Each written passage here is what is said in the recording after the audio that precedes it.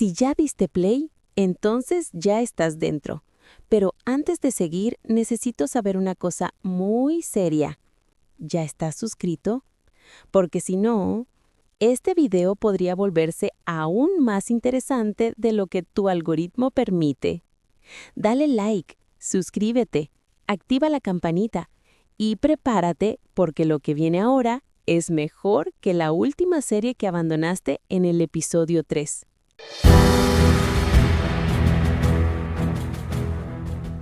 $600 metros bajo la superficie del Mar Caribe, en las aguas heladas y oscuras de la costa colombiana, yace un secreto que esperó más de 300 años para ser revelado. Un barco, una fortuna, una tragedia que cambió el curso de la historia. Este no es un naufragio cualquiera. Este es el San José, el santo grial de los naufragios. El barco más valioso jamás perdido en el océano. Miles de millones de dólares en tesoros, 11 millones de monedas de oro y plata, 200 cajas de esmeraldas, e historias de ambición, guerra y muerte que atravesaron siglos. Imagina por un momento la magnitud de lo que estamos hablando. 11 millones de monedas. Si las apilaras una sobre otra, la torre se elevaría más alto que el monte Everest. Si las pusieras lado a lado, cubrirían varios campos de fútbol. Y eso es solo las monedas. No estamos contando los lingotes de oro, las barras de plata, las joyas, los artefactos religiosos incrustados con piedras preciosas, los cálices de oro macizo que pesaban varios kilos cada uno. Estamos hablando de una riqueza tan vasta que desafía la imaginación. Una riqueza que hoy, en términos modernos, podría valer entre 6 y 17 mil millones de dólares. Algunos expertos creen que la cifra real podría ser aún mayor. Porque, ¿cómo pones precio a la historia? ¿Cómo valoras un artefacto que es único en el mundo?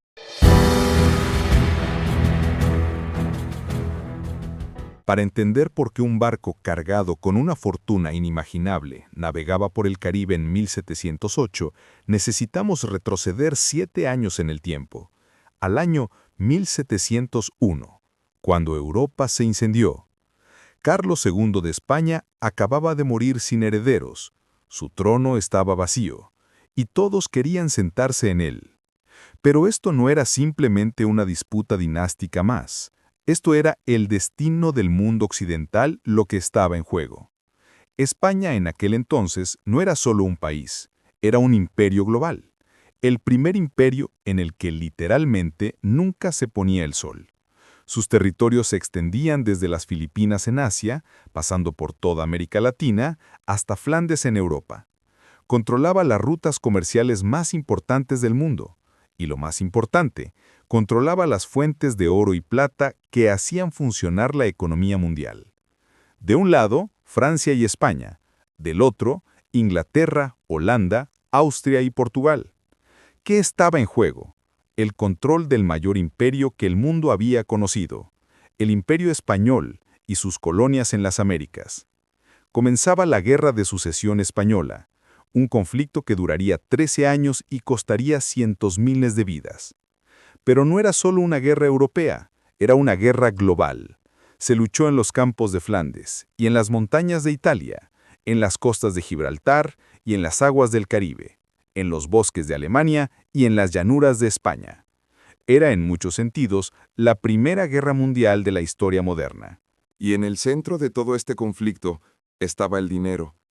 Los ejércitos necesitaban ser pagados, los mercenarios costaban fortunas, los cañones, los mosquetes, la pólvora, los barcos de guerra, todo requería oro y plata, y España tenía la ventaja, porque España controlaba las Américas, y las Américas eran, literalmente, montañas de plata y ríos de oro. Pero las guerras cuestan dinero, mucho dinero, y España tenía una fuente inagotable, las Américas, oro del Perú, plata de Potosí, en Bolivia, esmeraldas de Colombia. Durante más de 2 siglos, ese tesoro había fluido desde las colonias hacia la metrópoli a través de una ruta marítima cuidadosamente planificada. La flota del tesoro. Decenas de barcos navegando juntos, protegiéndose mutuamente, cargados hasta el límite con las riquezas del Nuevo Mundo. Era la arteria del imperio, y en 1708, esa arteria estaba sangrando. Déjame contarte sobre Potosí. En el siglo XVIII, Potosí no era solo una ciudad, era la ciudad más rica del mundo. Ubicada a más de 4.000 metros de altura en los Andes bolivianos, Potosí tenía algo que ninguna otra ciudad poseía: el Cerro Rico, una montaña, literalmente hecha de plata. Los españoles descubrieron estas minas en 1545 y durante los siguientes 200 años sacaron de ahí tanta plata que, según algunos cálculos, podrían haber construido un puente de plata pura desde Potosí hasta Madrid. La producción era tan vasta que en cierto momento Potosí por sí sola producía el 60% de toda la plata del mundo.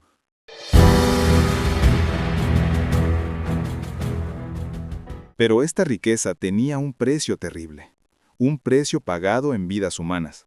Los españoles implementaron un sistema llamado la mita, una forma de trabajo forzado basado en tradiciones incaicas, pero pervertida hasta convertirse en esclavitud de facto. Los hombres indígenas eran obligados a trabajar en las minas durante meses, a veces años. Las condiciones eran infernales. Túneles angostos donde apenas cabía un hombre. Oscuridad total, solo rota por la luz temblorosa de lámparas de aceite. El aire estaba lleno de polvo de roca que destruía los pulmones. La temperatura oscilaba entre el frío congelante y el calor sofocante. Y los accidentes eran constantes. Derrumbes, inundaciones, caídas desde escaleras improvisadas que descendían cientos de metros en la oscuridad. Se estima que entre 8 y 10 millones de indígenas murieron en las minas de Potosí durante el periodo colonial. 8 millones. Es un número tan grande que es difícil comprenderlo. Para ponerlo en perspectiva, es más que la población actual de toda Bolivia. Algunos historiadores consideran lo que pasó en Potosí como uno de los mayores genocidios de la historia. Y todo por plata. Plata que fue enviada a España. Plata que financió guerras. Plata que enriqueció a reyes y nobles. Plata que en 1708 estaba siendo cargada en el San José. 10 años antes, en 1698, en el astillero de Mapil, en el País Vasco español, se estaba construyendo un barco. No era un barco cualquiera. El maestro constructor Pedro de Aróstegui, siguiendo el proyecto del renombrado ingeniero naval Francisco Antonio Garrote, estaba creando uno de los más poderosos galeones de la Armada Real Española. El San José, 64 cañones, 3 mástiles, capaz de transportar cientos de toneladas de carga, pero también capaz de luchar, porque en el Caribe del siglo XVIII, cada viaje era una batalla por la supervivencia. La construcción de un galeón como el San José era una obra maestra de ingeniería. Tomaba años completarlo. Primero se seleccionaban los árboles, robles maduros para el casco, pinos para los mástiles. Cada pieza de madera era cuidadosamente elegida, cortada y curada. El casco se construía capa por capa, tablón por tablón, cada uno sellado con brea y cebo para hacerlo impermeable. Los carpinteros de Rivera eran artesanos altamente especializados. Conocían los secretos de cómo hacer que un barco fuera rápido y maniobrable, pero también fuerte, y capaz de soportar el castigo del océano y del combate. El San José medía aproximadamente 40 metros de largo y 11 de ancho. Su casco era grueso, construido para resistir balas de cañón. Tenía 3 cubiertas principales y varios niveles de bodegas en la parte inferior. En la cubierta superior estaban los cañones más grandes, de 24 libras, capaces de disparar balas de hierro macizo que pesaban 11 kilos. En las cubiertas inferiores había cañones más pequeños pero igualmente letales. Y en la popa, el castillo de popa se elevaba como una fortaleza, albergando los camarotes de los oficiales y el capitán. Sus cañones de bronce eran obras de arte. Decorados con delfines, el símbolo de la realeza española, cada cañón era fundido individualmente en moldes de arena. El bronce era una aleación de cobre y estaño, cuidadosamente balanceada para darle resistencia y durabilidad. Los artesanos que hacían estos cañones eran maestros fundidores, y sus obras no solo eran armas, eran declaraciones de poder y prestigio. Los delfines que decoraban los cañones del San José no eran simples adornos, Eran símbolos heráldicos, marcas que identificaban estos cañones como propiedad de la corona española. Esos detalles, que parecían meros ornamentos, 3 siglos después se convertirían en la clave para identificar el barco en el fondo del océano. Junio de 1708. Puerto de Portobelo, en Panamá. La flota del Tesoro está siendo cargada. Y esta vez, la carga es excepcional.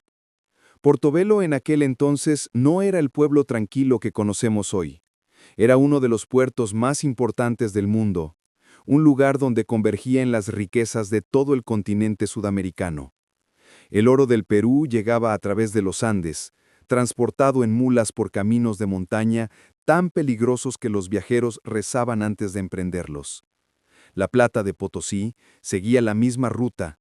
Las esmeraldas de Colombia eran llevadas por ríos y caminos selváticos. Todo convergía en Portobelo, esperando ser cargado en los barcos que lo llevarían a España. La operación de carga era masiva, duraba semanas, a veces meses. Primero llegaban los oficiales reales, los contadores, los escribanos. Todo tenía que ser registrado meticulosamente. Cada caja, cada baúl, cada lingote. El rey exigía su quinto, el 20% de todo el tesoro. El resto pertenecía a comerciantes privados, a la iglesia, a nobles que habían hecho fortuna en las colonias. Pero todo tenía que ser registrado, pesado, contado. Los libros de registro del San José, si alguna vez son encontrados, serían documentos históricos invaluables.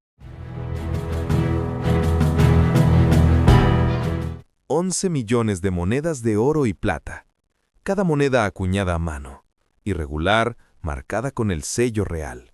Hoy, los coleccionistas las llaman macuquinas, monedas coloniales españolas que valen fortunas. Estas monedas no eran como las modernas, perfectamente redondas y uniformes. Las macuquinas eran toscas, irregulares, se hacían cortando trozos de metal de barras de oro o plata, calentándolos hasta que estuvieran maleables y luego golpeándolos con un troquel. El resultado era una moneda única. Ninguna era exactamente igual a otra. Y cada una llevaba el escudo real de España, marcando su valor y su origen. 200 cajas de esmeraldas de las minas colombianas. Las esmeraldas colombianas eran, y siguen siendo, las más hermosas del mundo. De un verde profundo y brillante que no se encuentra en ninguna otra parte. Estas piedras preciosas eran extraídas de minas en lo que hoy es Boyacá y Cundinamarca. Como con la plata, la extracción era peligrosa y el trabajo era realizado principalmente por indígenas bajo condiciones brutales. Pero las esmeraldas que producían eran espectaculares. Piedras del tamaño de nueces, algunas tan grandes como huevos, y todas destinadas a adornar las coronas, los cetros y las joyas de la nobleza europea. Platos de oro, cálices, artefactos religiosos, todo producido en las colonias, muchas veces con trabajo forzado de indígenas y africanos esclavizados. La Iglesia Católica en las Américas era inmensamente rica. Las catedrales de México, Lima, Bogotá, estaban decoradas con oro y plata. Los altares eran obras maestras de orfebrería, cubiertos con láminas de oro puro. Los cálices usados en la misa eran de oro macizo, incrustados con esmeraldas y rubíes. Y parte de esta riqueza eclesiástica también viajaba a España, enviada por obispos y arzobispos como tributo al Papa y a la corona. El valor total, imposible calcular con precisión. Pero las estimaciones modernas hablan de 6, 10, hasta 17,000 millones de dólares, quizá más. Y todo ese tesoro tenía un único propósito: financiar la guerra en Europa, pagar soldados, comprar armas, mantener a España en la lucha. El plan era simple: partir de Portobelo, seguir hacia Cartagena, después cruzar el Atlántico hasta España. Simple. Pero el Caribe estaba infestado de enemigos. Los británicos, los franceses, los holandeses, todos tenían flotas en el Caribe. Todos estaban buscando las flotas del tesoro españolas. Capturar una de estas flotas era como ganar la lotería. Un solo barco capturado podía hacer rica toda la tripulación. El capitán de un barco corsario que capturara un galeón español podía retirarse como un hombre rico, comprar una mansión, vivir como un noble. Para los marineros comunes, el botín de un galeón español significaba años de salario. Por eso el Caribe del siglo XVIII era un lugar peligroso, un lugar donde la fortuna y la muerte navegaban lado a lado. Imagina estar a bordo del San José, aquel junio de 1708, el calor sofocante del Caribe. El sol del mediodía era brutal. En la cubierta, la madera se calentaba tanto que podía quemar las plantas de los pies descalzos. Los hombros trabajaban medio desnudos, con solo pantalones cortos, sus cuerpos bronceados y curtidos por años de exposición al sol y al viento. El olor era omnipresente e ineludible. Olor a sudor, claro. 600 hombres viviendo en un espacio cerrado, muchos sin bañarse durante semanas. Pero también olor a alquitrán, usado para sellar las junturas del casco. Olor a pólvora, que impregnaba todo en un barco de guerra. Olor a comida podrida, porque en el calor tropical los alimentos se descomponían rápidamente. Olor a las letrinas, que eran simplemente agujeros en la proa del barco donde los hombres hacían sus necesidades, con el océano lavando todo debajo. 600 hombres amontonados en un espacio que hoy consideraríamos imposible. Para ponerlo en perspectiva, 600 hombres en un barco de 40 metros de largo. Eso significa que cada hombre tenía, en promedio, menos espacio del que tendrías en un ataúd. Los marineros dormían en hamacas colgadas tan juntas que literalmente se tocaban. No había privacidad, no había espacio personal. Todo era comunal, colectivo, amontonado. En la cubierta superior, los oficiales, nobles españoles. Muchos nunca habían trabajado un día en sus vidas, pero comandaban por derecho de nacimiento. El capitán del San José era un hombre de alta cuna, probablemente de una familia con conexiones en la corte. Tenía un camarote privado en el castillo de popa, amueblado con una cama real, un escritorio, quizás incluso algunas comodidades como vino fino y ropa de cama de calidad. Los otros oficiales compartían camarotes más pequeños, pero aún así tenían más espacio y privacidad que cualquier marinero común. Estos oficiales eran, en su mayoría, hombres que habían comprado sus comisiones o las habían recibido por influencia familiar. La competencia naval no era necesariamente un requisito. Lo que importaba era el linaje, las conexiones, la sangre azul. Esto creaba tensiones obvias. Marineros experimentados que habían pasado décadas en el mar tenían que seguir órdenes de hombres que apenas sabían distinguir babor de estribor. Pero así funcionaba el sistema. La sociedad del siglo XVIII era profundamente jerárquica, y esa jerarquía se replicaba en el mar. En las cubiertas inferiores, los marineros, hombres duros, quemados por el sol, que conocían el mar mejor que sus propios hogares. Muchos eran forzados al servicio. La marina española, como todas las marinas de la época, tenía problemas crónicos de reclutamiento. La vida en el mar era dura, peligrosa y mal pagada. Los hombres no se alistaban voluntariamente en grandes números, así que la corona recurría a lo que llamaban levas, esencialmente secuestros legalizados. Oficiales de reclutamiento iban a los puertos, a las tabernas, a los pueblos costeros y simplemente agarraban a hombres jóvenes y los forzaban al servicio naval. Muchos de estos hombres nunca habían estado en un barco antes. Campesinos del interior, artesanos de ciudades, vagabundos, criminales a quienes se les dio la opción entre la prisión o el mar. Eran arrojados a bordo y se esperaba que aprendieran rápidamente. Los que no aprendían rápido, los que no podían manejar la vida en el mar, a menudo simplemente morían. De enfermedad, de accidente o simplemente de agotamiento. Pero también había marineros profesionales, hombres que habían elegido el mar como su vida. Estos eran los que realmente hacían funcionar el barco. Sabían cómo leer el viento y las olas. Sabían cómo trepar el aparejo incluso en medio de una tormenta. Sabían cómo reparar velas, cómo hacer nudos, cómo mantener el barco a flote cuando todo parecía perdido. Estos hombres eran el alma del San José. Sin ellos, el barco no era más que madera flotante. Y lá abajo, en las bodegas, guardada bajo llave y vigilancia constante, la carga, el tesoro, la razón por la cual todos estaban ahí. Las bodegas del San José estaban divididas en compartimientos. En algunos estaban las provisiones, barriles de agua, toneles de ron, carne salada, galletas de mar tan duras que tenías que remojarlas en agua o café antes de poder comerlas. En otros compartimentos estaban las municiones, barriles de pólvora, pilas de balas de cañón, mosquetes, espadas, picas, pero los compartimentos más importantes, los más vigilados, eran aquellos donde estaba el tesoro. Baúles reforzados con hierro, cerrados con candados masivos, cajas selladas con los escudos reales, y guardias armados, día y noche, asegurándose de que nadie se acercara sin autorización. Porque todos en el barco sabían lo que había allá abajo. Sabían que estaban navegando sobre una fortuna. Y la tentación era real.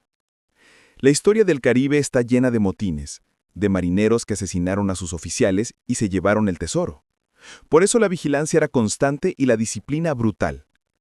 La flota dejó Portobelo y llegó a Cartagena sin incidentes. El viaje de Portobelo a Cartagena era relativamente corto, solo unos pocos días de navegación a lo largo de la costa panameña y colombiana. Pero incluso este tramo era peligroso. El Caribe estaba lleno de arrecifes ocultos, bancos de arena, corrientes traicioneras. Un capitán tenía que conocer estas aguas íntimamente o dependía de pilotos locales que las conocieran. Cartagena en 1708 era una de las ciudades más fortificadas de las Américas. Estaba rodeada por murallas masivas, con bastiones y fortalezas que la protegían tanto por tierra como por mar. La razón era obvia. Cartagena era un objetivo tentador. Los británicos la habían atacado antes. Los franceses habían intentado tomarla. Los piratas la acosaban constantemente, pero las fortificaciones habían resistido. Y en junio de 1708, la flota del Tesoro esperaba dentro del puerto protector de Cartagena, preparándose para la parte más peligrosa de su viaje. Los españoles intentaron salir de Cartagena bajo el manto de la oscuridad. La estrategia era clásica: zarpar al anochecer, navegar durante la noche y para el amanecer estar lo suficientemente lejos como para ser difíciles de encontrar. En la oscuridad, los barcos eran difíciles de ver. No había radar, no había satélites, no había comunicaciones por radio. Un barco en el océano nocturno era prácticamente invisible a menos que estuvieras muy cerca. Pero el mar no guarda secretos por mucho tiempo. Y Wager estaba esperando exactamente en el lugar correcto. 8 de junio de 1708. Madrugada. Las aguas al sur de la isla de Barú, cerca de Cartagena. La hora más oscura de la noche, justo antes del amanecer. La flota española navegaba en silencio, con las luces apagadas, tratando de pasar inadvertida. Pero entonces, en esa luz tenue del preamanecer, cuando el cielo comienza a aclararse pero el sol aún no ha salido, un vigía español vio algo que heló su sangre. Un grito: ¡Velas a la vista! Los navíos británicos surgieron como fantasmas en la luz tenue del amanecer. 4 siluetas oscuras, moviéndose rápidamente, cortando el agua con precisión. E inmediatamente, los británicos comprendieron lo que habían encontrado: la flota del Tesoro, la presa más valiosa que podrían imaginar. No había tiempo para huir, no había tiempo para reagruparse. La batalla comenzaría en minutos. Lo que sucedió en las siguientes horas quedó conocido como la Acción de Wager, una batalla naval que decidiría el destino de miles de millones. Los cañones abrieron fuego. El sonido era ensordecedor. Si nunca has escuchado cañones navales disparando, es difícil imaginar el ruido.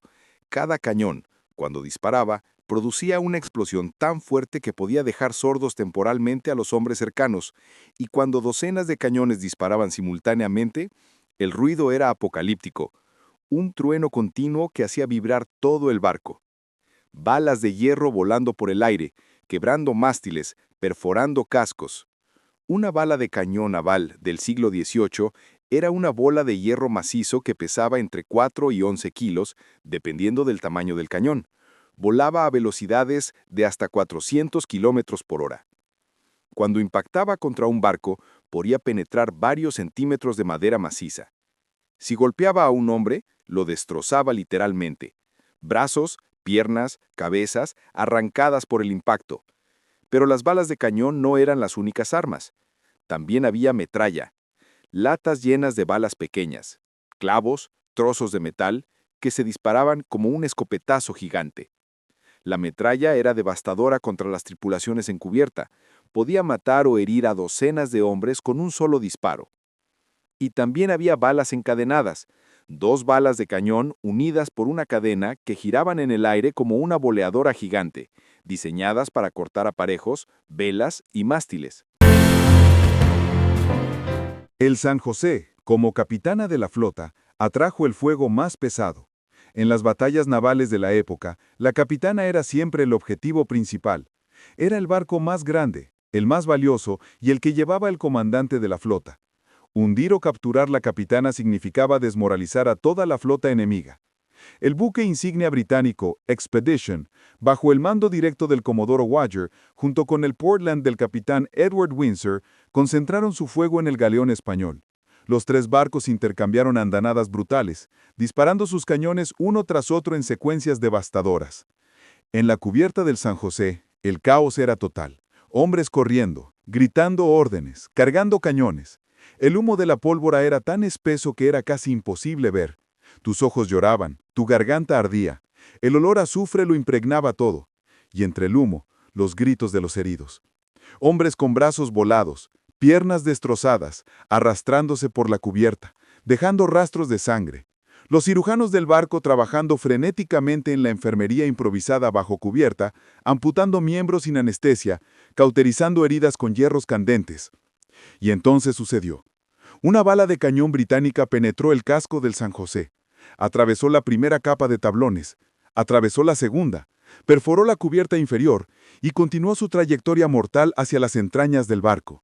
Los barcos de guerra del siglo XVIII tenían un punto vulnerable crítico, el polvorín. Era donde se almacenaba toda la pólvora del barco, cientos de barriles llenos de explosivo negro. Estaba ubicado lo más bajo posible en el barco, bajo el nivel del agua si era posible, para protegerlo del fuego enemigo. Pero nada era infalible. La bala alcanzó el polvorín, y alcanzó la pólvora, y entonces llegó el momento que cambiaría todo. La explosión fue apocalíptica. Testigos británicos desde el Expedition y el Portland dijeron que el cielo se iluminó como si fuera de día. La explosión del polvorín del San José fue tan masiva que fue vista y oída a kilómetros de distancia. Imagina cientos de barriles de pólvora detonando simultáneamente. La energía liberada fue equivalente a varias toneladas de TNT moderno. El centro del barco simplemente desapareció, vaporizado en una fracción de segundo. Pedazos del navío volaron a cientos de metros de distancia. Fragmentos de madera del tamaño de una persona fueron lanzados al aire como proyectiles. Los mástiles se quebraron y cayeron. Las velas se incendiaron. En los barcos británicos, a varios cientos de metros de distancia, los marineros fueron derribados por la onda expansiva. El agua alrededor del San José se elevó en una columna gigantesca, como si un volcán submarino hubiera entrado en erupción. Y cuando el agua cayó de vuelta, llevándose consigo los escombros flotantes, el San José había desaparecido. El San José comenzó a hundirse. No en minutos.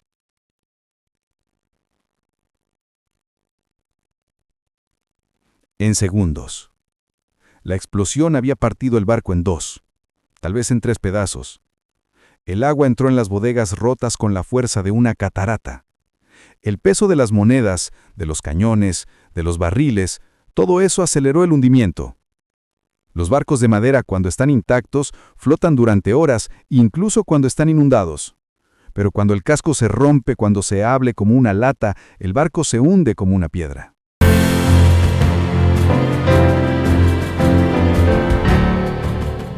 «600 hombres. Algunos murieron instantáneamente en la explosión.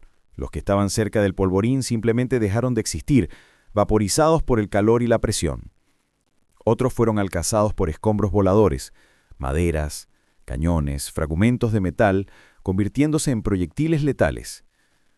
Otros se lanzaron al mar, pero las aguas del Caribe los tragarían en minutos. Pocos sabían nadar.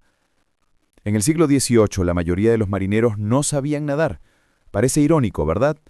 Hombres que pasaban sus vidas en el mar, pero que nunca habían aprendido a nadar. La razón era simple y terrible. ¿Para qué aprender a nadar? Si tu barco se hundía en medio del océano, saber nadar solo prolongaría tu agonía. Mejor morir rápido que flotar durante horas esperando el final. Sus ropas pesadas los arrastraban hacia abajo. Los marineros del siglo XVIII vestían pantalones de lana pesada, camisas gruesas, a veces chaquetas. Cuando estas ropas se empapaban de agua, se volvían increíblemente pesadas. Era como tener pesas atadas a tu cuerpo. Incluso los mejores nadadores habrían luchado contra eso. Los gritos, el desespero, el océano transformado en un infierno líquido. Hombres gritando por ayuda, agarrándose a escombros flotantes, luchando unos contra otros por un pedazo de madera que podría mantenerlos a flote. Algunos rezaban, otros maldecían. Algunos simplemente se dejaban hundir, aceptando lo inevitable. Los barcos británicos intentaron rescatar a algunos, no por humanidad necesariamente, sino porque los prisioneros eran valiosos. Podían ser interrogados sobre las defensas españolas, sobre los movimientos de otras flotas, o podían ser intercambiados por prisioneros británicos. Pero en el caos del combate, con otros barcos españoles aún disparando, el rescate era limitado. Cuando el sol salió completamente aquella mañana del 8 de junio, el San José había desaparecido, llevado al fondo, a 600 metros de profundidad. De los 600 hombres a bordo, solo 11 sobrevivieron. Algunos relatos dicen que fueron apenas 8. Las cifras varían dependiendo de la fuente, pero el punto es el mismo. Casi nadie sobrevivió. Fue una de las mayores tragedias navales del siglo XVIII. Y con el navío fueron llevadas 11 millones de monedas, 200 cajas de esmeraldas, toneladas de oro y plata, y los sueños de España de financiar su guerra. La pérdida del San José fue un golpe devastador para España, no solo por el tesoro perdido, aunque eso era suficientemente malo, sino por lo que representaba. Era una demostración de que las rutas del tesoro ya no eran seguras. Era una señal de que el poder naval británico estaba ascendiendo mientras el español declinaba. Era en muchos sentidos el comienzo del fin del dominio español de los mares. El mar del Caribe había engullido el mayor tesoro que el mundo conociera, y guardaría ese secreto por más de 300 años. Los años pasaron. Décadas. Siglos. Pero el San José nunca fue olvidado. La historia del galeón perdido se convirtió en leyenda. Se contaba en tabernas portuarias, en salones de navegantes, en las cortes europeas. Se escribieron libros sobre él. Se hicieron mapas, algunos reales, muchos fraudulentos. Generaciones de cazadores de tesoros intentaron encontrarlo. Mapas fueron dibujados y redibujados. Teorías fueron creadas y descartadas. Fortunas fueron gastadas en la búsqueda. En el siglo XIX, con el desarrollo de equipos de buceo primitivos, hubo renovado interés. Hombres descendían en campanas de buceo, trajes pesados de cobre y vidrio, respirando aire bombeado desde la superficie. Pero estos equipos solo podían alcanzar profundidades de 30, quizás 50 metros. El San José estaba mucho más profundo. En el siglo XX, con el desarrollo del equipo de buceo autónomo, el invento de Jacques Cousteau, las posibilidades aumentaron. Ahora los buzos podían descender a 100 metros, incluso más. Pero 600 metros seguía siendo imposible. A esa profundidad, la presión del agua es tan grande que aplastaría a un buzo humano instantáneamente, y el nitrógeno en el aire se vuelve narcótico, causando algo llamado narcosis de nitrógeno, donde los buzos pierden el juicio y cometen errores fatales. Algunos decían que el barco estaba cerca de Cartagena. Otros juraban que había derivado hacia mar abierto antes de hundirse. Las corrientes del Caribe son fuertes. Es posible que el San José, mientras se hundía, fuera arrastrado por corrientes submarinas. O quizás no.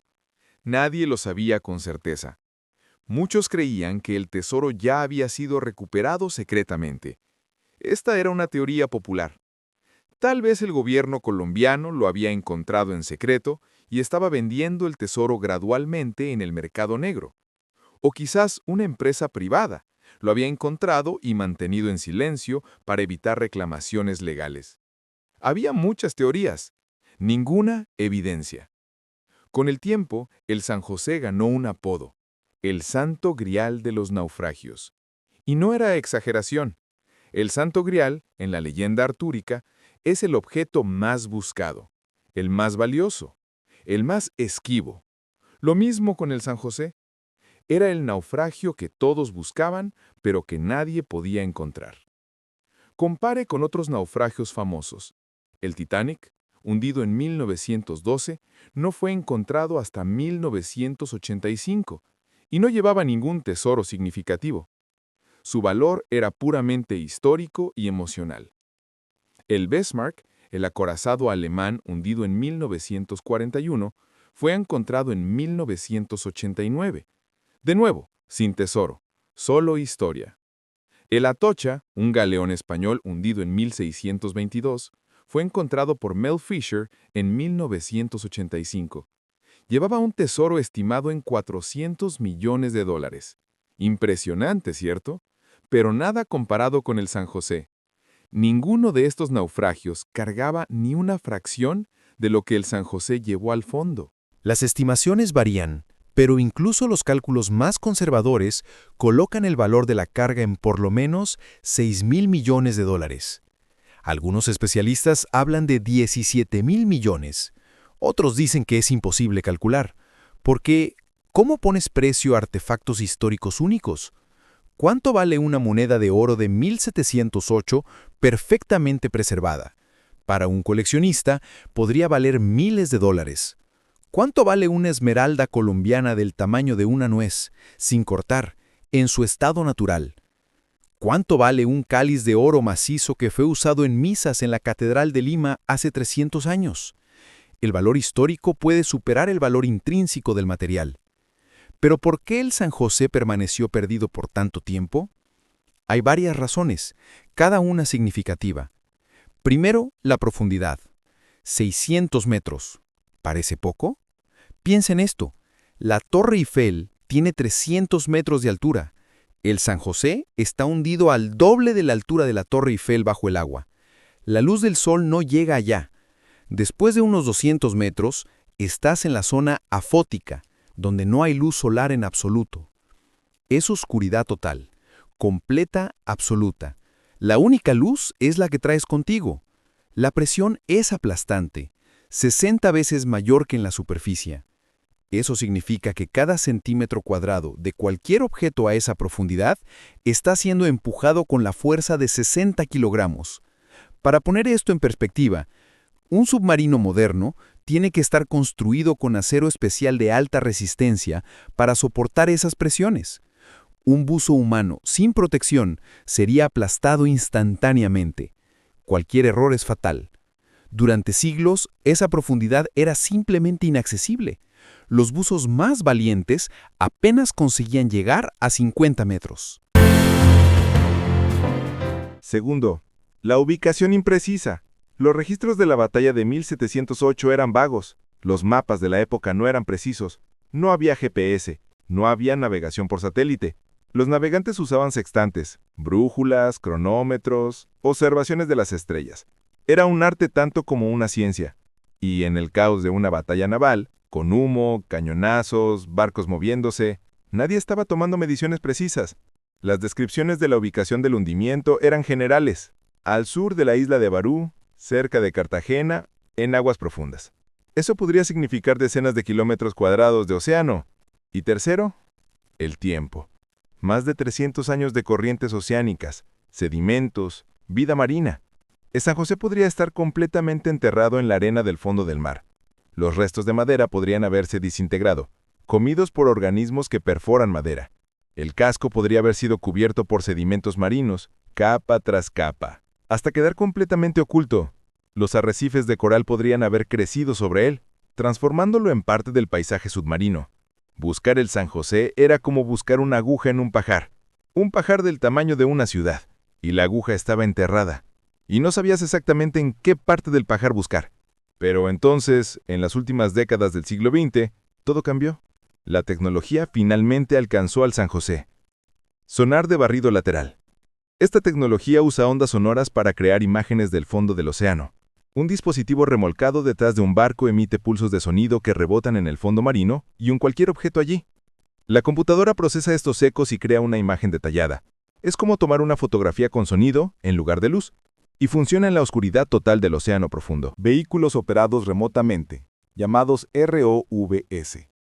Estos son esencialmente robots submarinos controlados desde la superficie a través de un cable.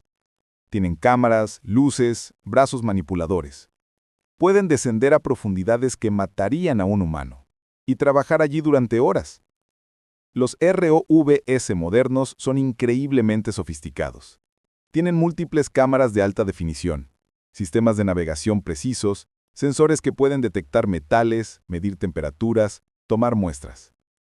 Submarinos autónomos que podían descender a profundidades imposibles para humanos. Estos son diferentes de los ROVs.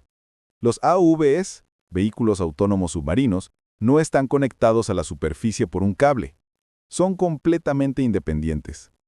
Los programas con una misión, los lanzas al agua y ellos van y hacen su trabajo solos, siguiendo patrones de búsqueda preprogramados, tomando lecturas, grabando datos. Cuando terminan, regresan a la superficie y descargan toda la información que recopilaron. En 2015, un equipo de la Woods Hole Oceanographic Institution, trabajando con la Armada colombiana, estaba usando un vehículo autónomo subacuático llamado REMUS 6000. Woods Hole es una de las instituciones de investigación oceanográfica más prestigiosas del mundo. Han encontrado el Titanic, el Bismarck, numerosos otros naufragios históricos. Tienen la experiencia, la tecnología y la expertise para buscar en las profundidades del océano.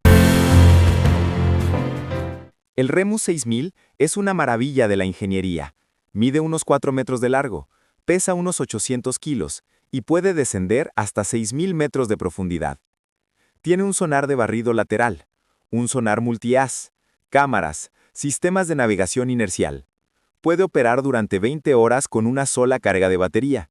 Este pequeño robot, del tamaño de un torpedo, estaba mapeando el fondo del océano cerca de Cartagena, metódicamente, kilómetro por kilómetro, siguiendo un patrón de búsqueda diseñado por computadora para cubrir el área más eficientemente posible. 27 de noviembre de 2015. Una sala de control en un barco de investigación en la superficie. Pantallas de computador mostrando datos de sonar. Técnicos monitoreando los datos en tiempo real mientras el REMUS enviaba información desde las profundidades. Y de repente, algo aparece. Una forma. Larga, distintiva, claramente hecha por el hombre. En el fondo del océano. Exactamente dónde, según los cálculos históricos actualizados, debería estar el San José. Pero podría ser cualquier cosa. Un barco de pesca moderno, restos de la Segunda Guerra Mundial. El Caribe es un cementerio de barcos. Miles de naufragios de diferentes épocas cubren el fondo del océano. El océano está lleno de naufragios. Cada forma extraña en el sonar no es necesariamente el San José. El equipo necesitaba confirmación visual. Un vehículo operado remotamente fue enviado. Un ROV, equipado con cámaras de alta definición y luces potentes. Fue bajado lentamente, descendiendo a través de las capas del océano. Primero la zona iluminada, donde la luz del sol todavía penetra, aunque débilmente. Luego la zona crepuscular, donde la luz se desvanece en un azul profundo y oscuro. Finalmente, la zona afótica, la oscuridad total. A 600 metros, el ROV alcanzó el fondo. Cámaras encendidas. Y cuando las luces del ROV iluminaron el fondo del océano, allí estaban. Los cañones de bronce. Grandes, pesados, cubiertos de sedimentos y vida marina, pero inconfundibles. Y en ellos, aún visibles después de 307 años bajo el mar, los delfines. El símbolo real español, grabado en el bronce, tan claro como el día en que fueron fundidos. Ya no había dudas. Este era el San José. Las cámaras revelaron un espectáculo asombroso. El barco estaba en sorprendentemente buen estado para haber pasado 3 siglos en el fondo del océano. Sí, había sido partido en 2, tal vez en 3 secciones, por la explosión del polvorín. Pero grandes secciones permanecían intactas. La popa, el castillo de popa, estaba relativamente completo. Se podían ver los marcos de las ventanas, los restos de las cabinas de los oficiales.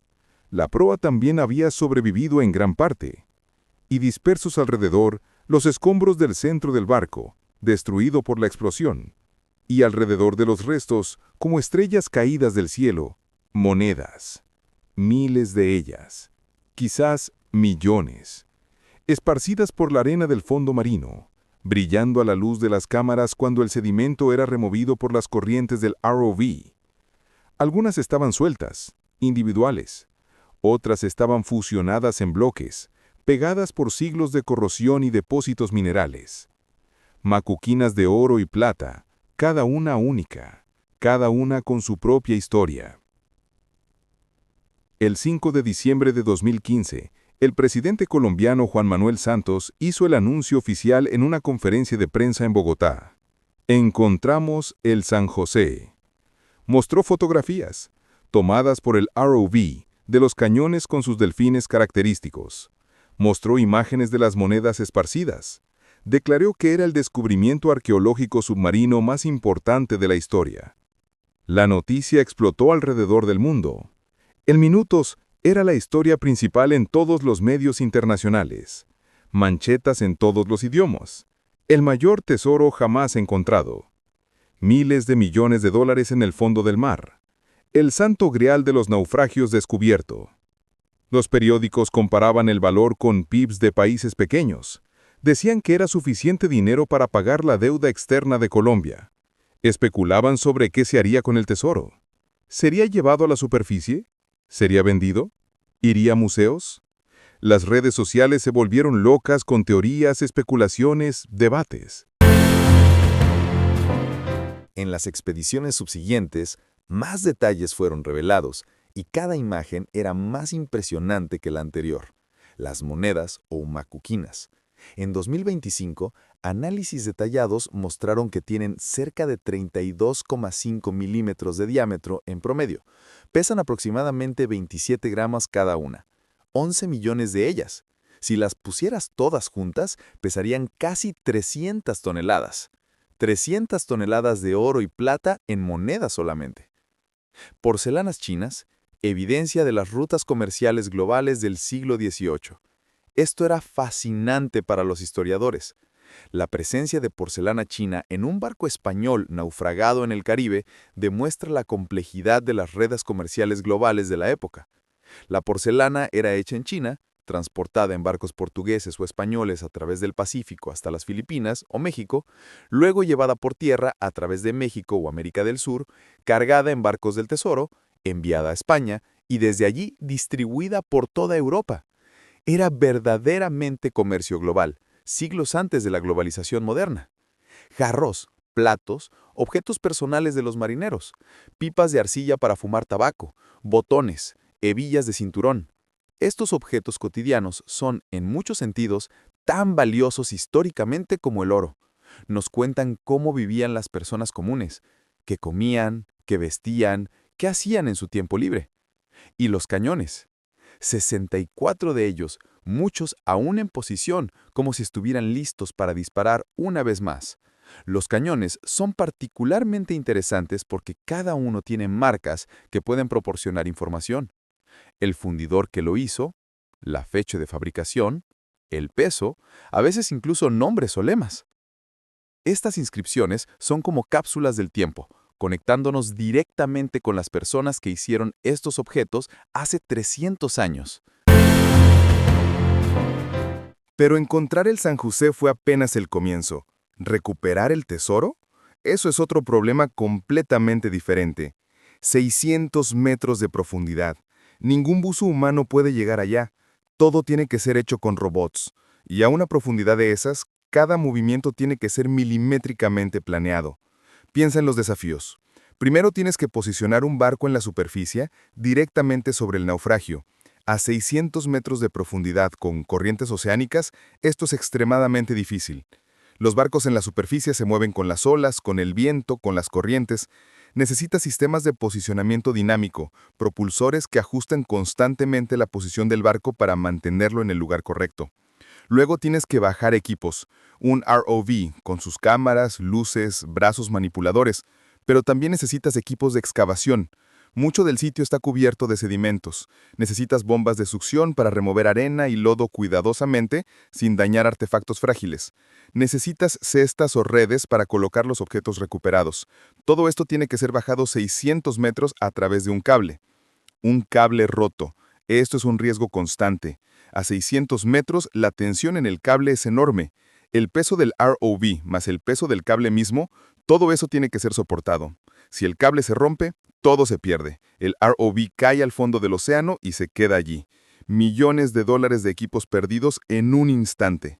Un error de cálculo. A esa profundidad no puedes simplemente bajar y mirar. Tienes que planear cada movimiento con precisión. ¿Dónde posicionarás el ROV?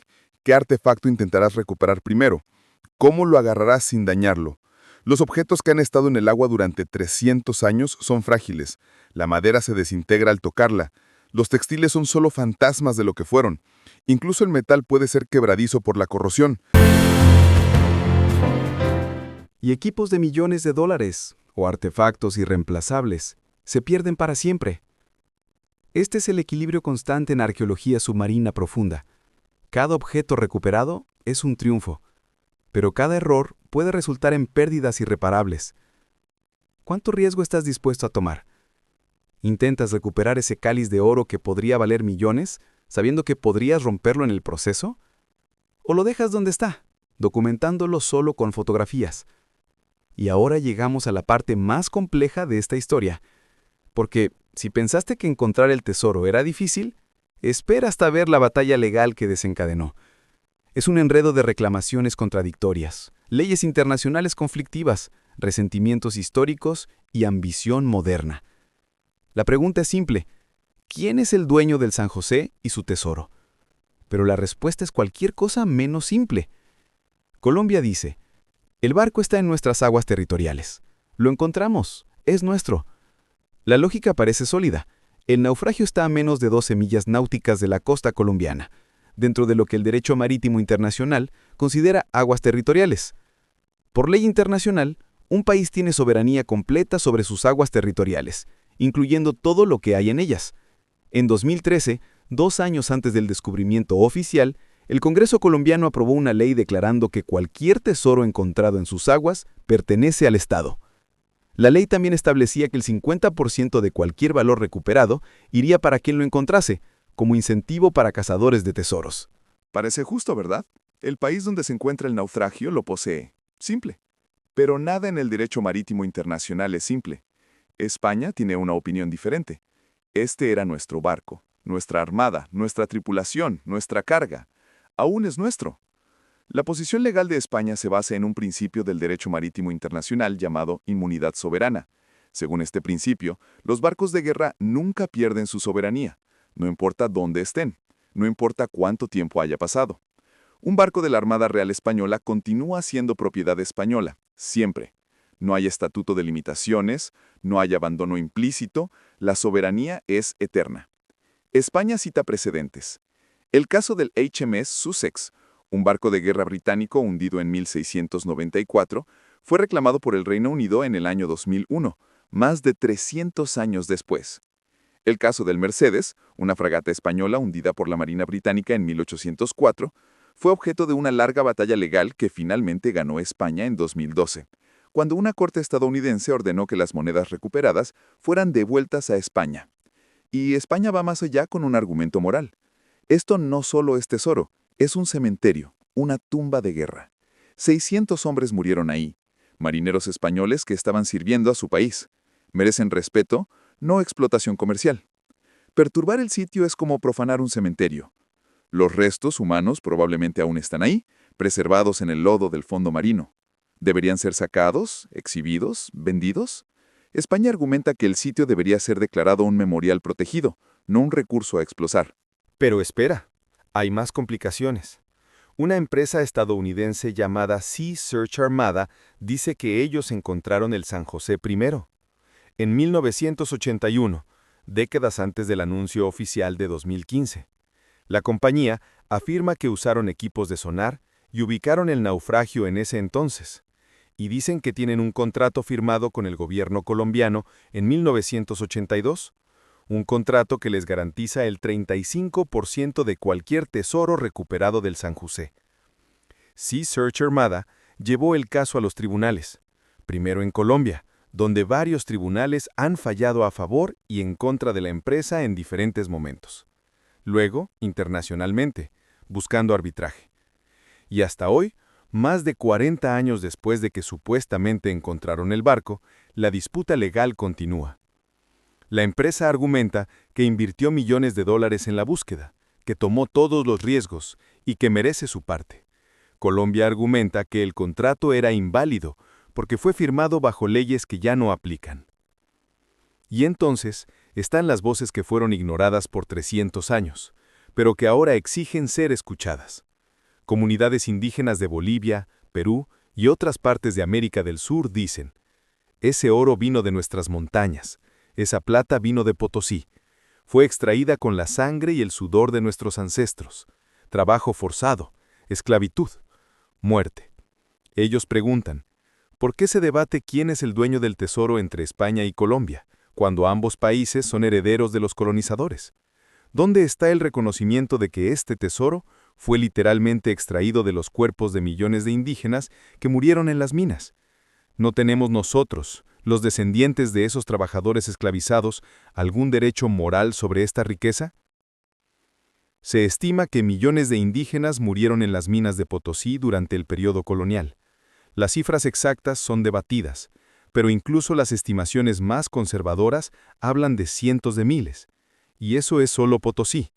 Había otras minas, en Perú, en México, en Colombia. El sistema de la mita obligaba a hombres indígenas a trabajar en condiciones que solo pueden describirse como infernales. Trabajando en condiciones inhumanas. Los túneles se extendían por kilómetros dentro de la montaña. Algunos descendían más de 500 metros bajo tierra. Los trabajadores bajaban por escalas de cuero, cargando en sus espaldas el mineral extraído. El aire estaba aviciado, lleno de polvo, con poco oxígeno. La temperatura fluctuaba salvajemente. Los accidentes eran rutinarios. No había medidas de seguridad. Si un túnel colapsaba, los hombres atrapados simplemente eran abandonados. Sus cuerpos todavía están allí, en las entrañas del Cerro Rico. Sin elección. Los hombres eran seleccionados por sorteo en sus comunidades. Si tu nombre salía, tenías que ir. No había apelación, no había excepciones. Tenías que dejar tu familia, tus campos, tu vida, e ir a las minas por meses, a veces años, sin pago adecuado. Técnicamente eran pagados, pero el pago era miserable, apenas suficiente para comprar comida, y tenían que comprar sus propias herramientas, sus propias velas, su propia comida. Al final, muchos terminaban endeudados, atrapados en un ciclo de deuda que pasaba de generación en generación. Ese tesoro, dicen representantes de las comunidades indígenas, fue robado de nosotros 2 veces.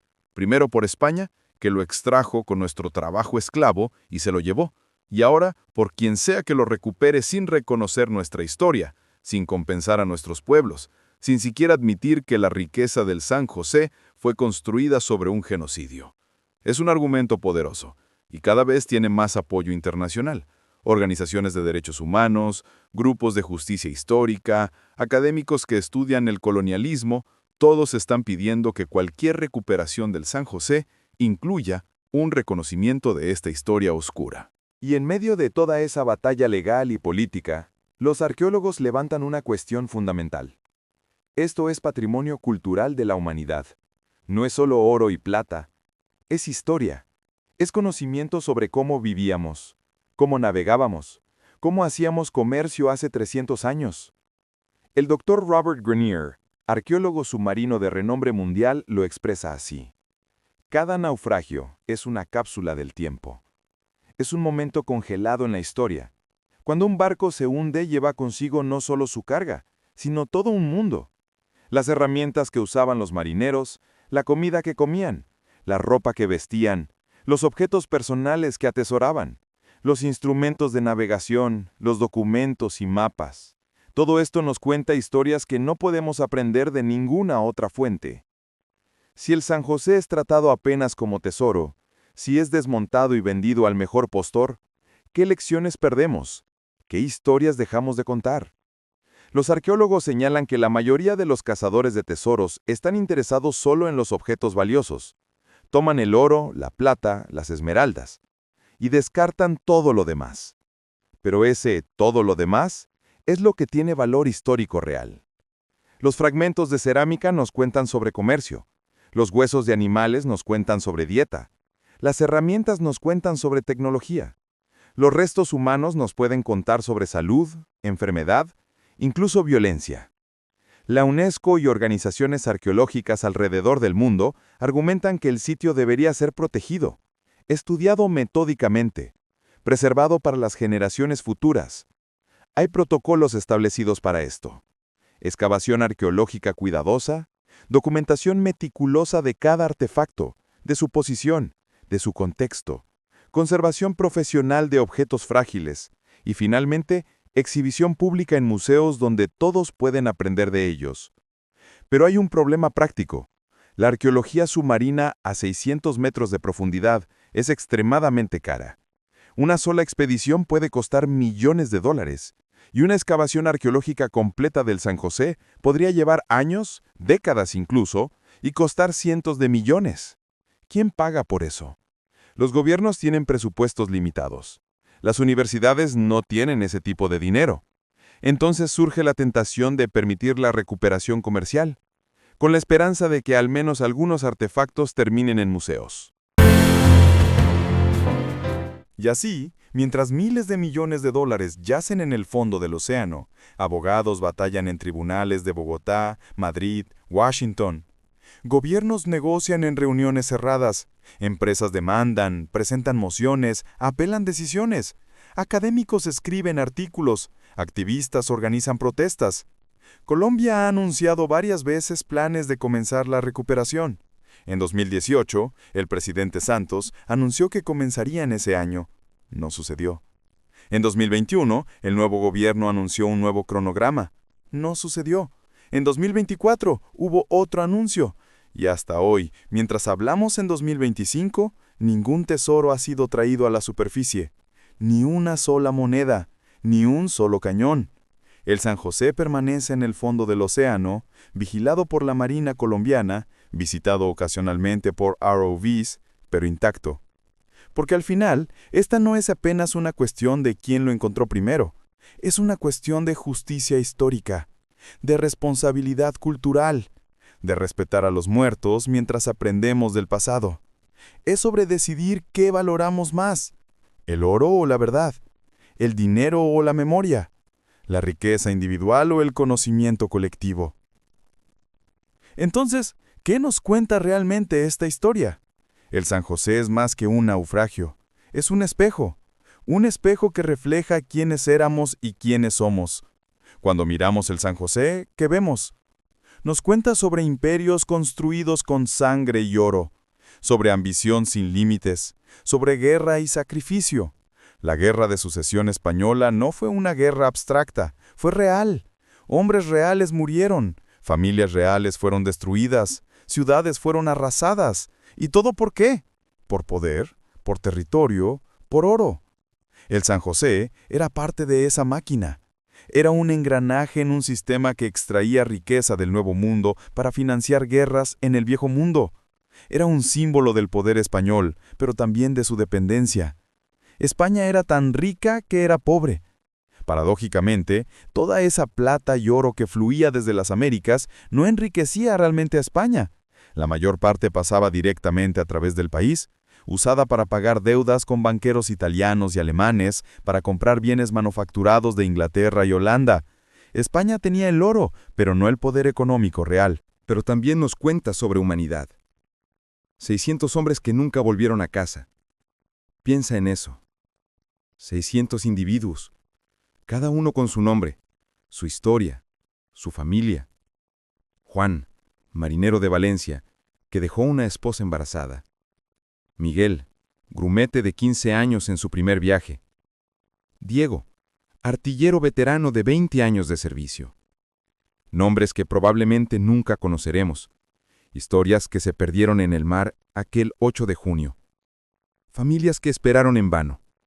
En los puertos de España, en los pueblos costeros, había mujeres y niños que esperaban, que miraban al horizonte cada día, esperando las velas que nunca aparecerían, que gradualmente perdían la esperanza, que finalmente aceptaban que sus hombres no regresarían.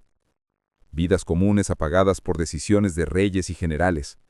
Hombres que no eligieron ir a la guerra, pero que fueron enviados de todas formas, que no tenían voz en las políticas que determinaban sus destinos. Hay planes de construir un museo en Cartagena, un lugar donde los artefactos del San José puedan ser exhibidos, donde su historia pueda ser contada. El gobierno colombiano ha hablado de esto durante años. Sería el Museo del Galeón San José. Tendría exhibiciones sobre la construcción de galeones, sobre las rutas del tesoro, sobre la batalla naval, sobre la búsqueda y el descubrimiento, y en el centro, los artefactos recuperados, las monedas, los cañones, las esmeraldas, los objetos personales.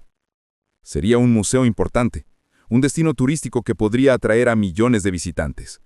Generaría ingresos para Colombia, educaría a las personas sobre esta historia fascinante. Pero también plantea preguntas. ¿A quién pertenecen estas historias? ¿Quién tiene el derecho de contarlas? Algunos dicen que el barco debería permanecer en el fondo del mar, un memorial subacuático, un lugar de descanso que no debería ser perturbado. Hay precedentes para esto. El USS Arizona, hundido en Pearl Harbor en 1941, ha sido dejado donde está. Es un memorial. Los restos de los marineros aún están dentro del barco. Se considera su tumba. Visitarlo, perturbarlo, sería profanación. ¿Debería el San José recibir el mismo respeto? Después de todo, es una tumba de guerra. 600 hombres murieron allí. Sus restos, o al menos algunos de ellos, probablemente aún están en el sitio. ¿Tenemos el derecho de perturbar su descanso por dinero?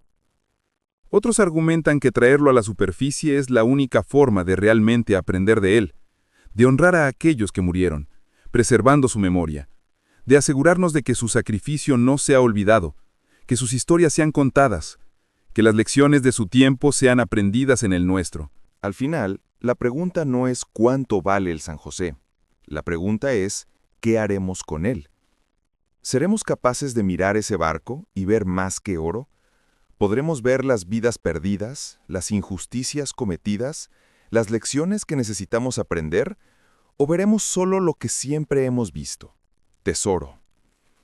Es una pregunta que cada generación tiene que responder para sí misma, porque la forma en que tratamos el pasado dice mucho sobre quiénes somos en el presente. Si vemos el San José solo como dólares y centavos, como inversión y beneficio, entonces hemos perdido algo esencial de nuestra humanidad. Pero si podemos verlo como historia, como memoria, como lección, entonces tal vez hay esperanza para nosotros después de todo. Por 307 años, el galeón San José mantuvo sus secretos. Y quizás, de cierta forma, aún los mantiene. Porque el verdadero secreto del San José no es dónde está el oro.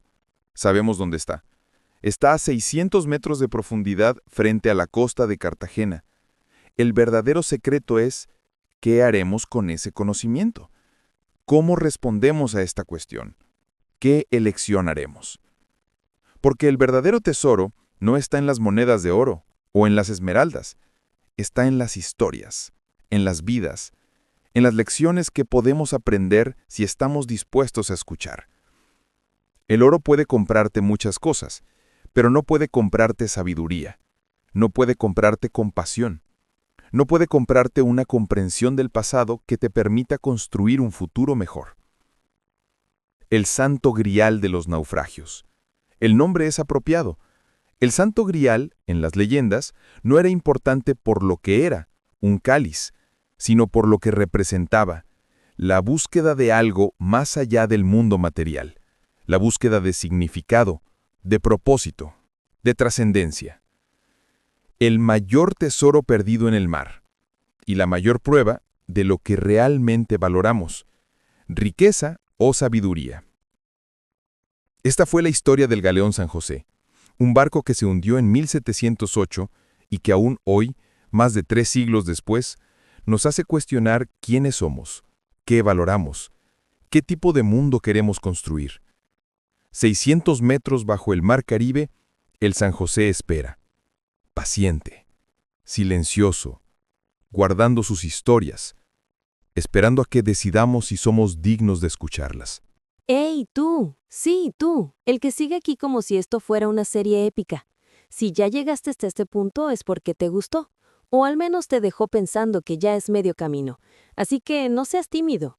Dale like, tu dedo no va a cansar. Suscríbete, prometo que no cobramos entrada. Activa la campanita para que el algoritmo por fin haga algo bueno por ti. Vamos, únete a esta aventura. Tu clic es pequeño, pero nuestra historia es gigante.